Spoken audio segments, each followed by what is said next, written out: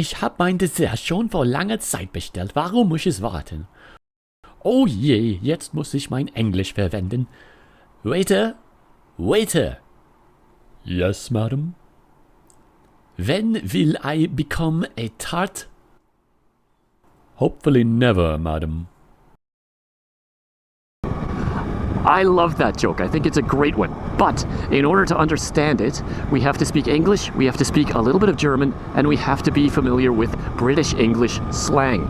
The overlap between these three groups is low enough that I've never actually gotten a laugh with this joke, even though I think it's a good one. Now, they say that nothing robs a joke of its humor more effectively than explaining it. So with that in mind, let's dive in and dissect this joke and see if we can understand it. This is Lernen und Fahren.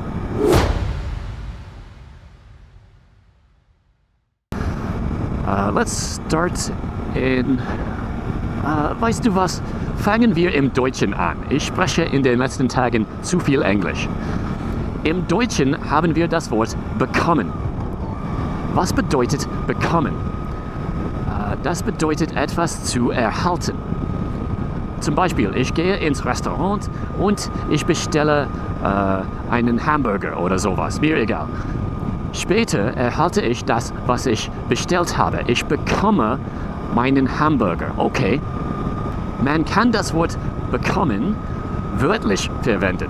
Das heißt, dass ich etwas Physisches erhalte. Etwas, das ich in der Hand halten kann, etwas real. Aber manchmal kann man dieses Wort figurativ verwenden. Zum Beispiel, ich bekomme eine Antwort auf meine Frage. Ich kann diese Frage natürlich nicht in der Hand halten. Ich kann sie nicht anfassen. Aber trotzdem bekomme ich sie. Okay. Wie übersetzen wir nun dieses Wort ins Englische? Vielleicht to become. Das sieht richtig aus, oder? Aber nein, das ist ein falscher Freund. A false friend refers to words across languages that look like or sound like they should be related, but they aren't. It's just a weird linguistic coincidence. For example, bekommen in German and to become in English, they certainly look like they should mean the same thing, right? But they don't. To become in English is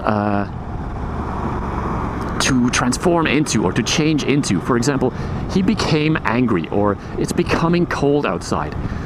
In modern English, we can use the word get as an alternative here. We can say he got angry. That means the same thing as he became angry. We can also say it's getting cold outside. That means exactly the same thing as it's becoming cold outside. Okay, to translate the word bekommen into English, we need the verb to receive. Now, by the way, this is a somewhat common mistake that German people make when they're learning English. I've seen this a few times from German people when they're first learning English. They make this mistake. They grab the wrong verb.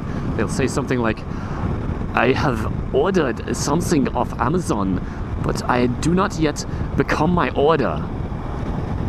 I do not yet become my order. The first time you hear that, it sounds like nonsense. It sounds crazy.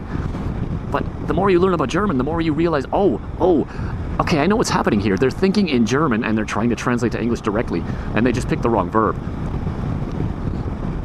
I didn't yet receive my order is what they meant to say. Now, weirdly, in English, we can also use the word get as an alternative for this one as well. We can say, I didn't yet get my order. The word get in English is remarkably versatile. It might be worth an episode on its own, but let's not get sidetracked here. Okay, let's go back to our joke for a second. A wealthy German lady visits a fancy English restaurant and orders something for dessert. Now, the dessert takes a long time to arrive and she gets a little impatient. So she calls over the waiter and says, "Excuse me, when will I become a tart?" Okay, now we can understand, we see the mistake that she's making.